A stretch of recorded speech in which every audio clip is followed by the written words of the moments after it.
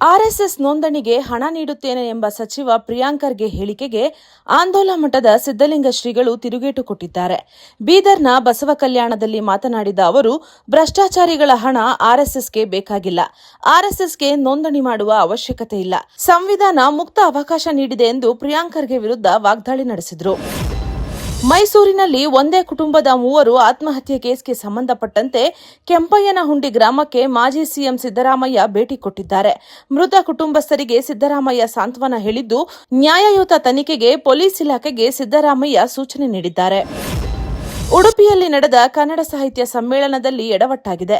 ಕುಂದಾಪುರ ತಾಲೂಕಿನ ಆನೆಗುಡ್ಡ ಮಹಾಗಣಪತಿ ದೇವರ ಸನ್ನಿಧಾನದಲ್ಲಿ 20ನೇ ಸಾಹಿತ್ಯ ಸಮ್ಮೇಳನದ ನುಡಿಬೆಳಕು ಕಾರ್ಯಕ್ರಮದಲ್ಲಿ ಅನ್ಯ ಭಾಷೆಯ ಹಾಡಿಗೆ ಯುವತಿ ಡ್ಯಾನ್ಸ್ ಮಾಡಿದ್ದಾಳೆ. ಕನ್ನಡ ಭಾಷೆಗೆ ಮಹತ್ವ ನೀಡಬೇಕಾದ ವೇದಿಕೆಯಲ್ಲಿ ಅಚಾತುರ್ಯ ನಡೆದಿದ್ದು, ಜಿಲ್ಲಾಧ್ಯಕ್ಷರು, ತಾಲೂಕಿನ ಅಧ್ಯಕ್ಷರು, ಪದಾಧಿಕಾರಿಗಳ ವಿರುದ್ಧ ಜನರು ಅಸಮಾಧಾನ ಹೊರಹಾಕಿದ್ದಾರೆ.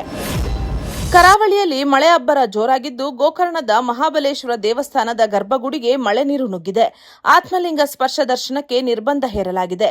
ಭಾರೀ ಮಳೆಗೆ ಗೋಕರ್ಣದ ಬೀದಿಗಳು ಹಳ್ಳದಂತಾಗಿದ್ದು, ಪ್ರವಾಸಿಗರು ಕಿರಿಕಿರಿ ಅನುಭವಿಸುವಂತಾಯಿತು. ಉತ್ತರ ಕನ್ನಡ ಜಿಲ್ಲೆಯ ಕುಮಟಾ ತಾಲೂಕಿನಾದ್ಯಂತ ಭಾರೀ ಮಳೆಯಾಗ್ತಿದ್ದು, ವಾಲಗಳ್ಳಿ ಬಳಿಯ ರಾಜ್ಯ ಹೆದ್ದಾರಿ ಸಂಪೂರ್ಣ ಜಲಾವೃತವಾಗಿದೆ. ಕುಮಟಾದಿಂದ ಸಿದ್ದಾಪುರಕ್ಕೆ ಸಂಪರ್ಕ ಕಲ್ಪಿಸುವ ಹೆದ್ದಾರಿ ಮುಳುಗಿದ್ದು, ಹಳ್ಳದಂತಾದ ರಸ್ತೆಯಲ್ಲಿ ವಾಹನ ಸವಾರರು ಪರದಾಡುವಂತಾಗಿದೆ. ಮುಂಗಾರು ಮಳೆ ಕೈಕೊಟ್ಟ ಪರಿಣಾಮ ವಿಜಯಪುರ ಜಿಲ್ಲೆಯ ರೈತರು ತೀವ್ರ ಸಂಕಷ್ಟಕ್ಕೆ ಸಿಲುಕಿದ್ದಾರೆ. ಮಳೆಯಾಗದ ಕಾರಣ ಜಿಲ್ಲೆಯ ರೈತರು ವಿಶೇಷ ಹೋಮ, ಹವನ ಹಾಗೂ ಇಂದ್ರಯಾಗ ನಡೆಸಿದ್ದಾರೆ. ವಿಜಯಪುರ ನಗರದ ವೆಂಕಟೇಶ್ವರ ದೇವಸ್ಥಾನದಲ್ಲಿ ವಿಶೇಷ ಪೂಜೆ, ಹೋಮ, ಹವನ ಮತ್ತು ಇಂದ್ರಯಾಗವನ್ನು ಆಯೋಜಿಸಲಾಗಿತ್ತು. ನೂರಾರು ರೈತರು ಹಾಗೂ ಭಕ್ತರು ಭಾಗವಹಿಸಿ ಉತ್ತಮ ಮಳೆಯಾಗಲೆಂದು ದೇವರಲ್ಲಿ ಪ್ರಾರ್ಥಿಸಿದರು.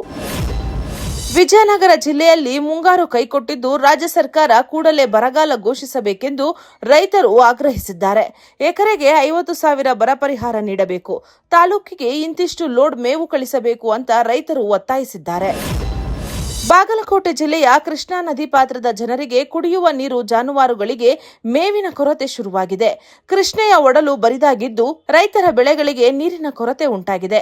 6 ಟಿಎಂಸಿ ನೀರಿನ ಸಂಗ್ರಹ ಸಾಮರ್ಥ್ಯ ಹೊಂದಿರುವ ಹಿಪ್ಪರಗಿ ಬ್ಯಾರೇಜ್ ಡೆಡ್ ಸ್ಟೋರೇಜ್ಗೆ ತಲುಪಿದೆ.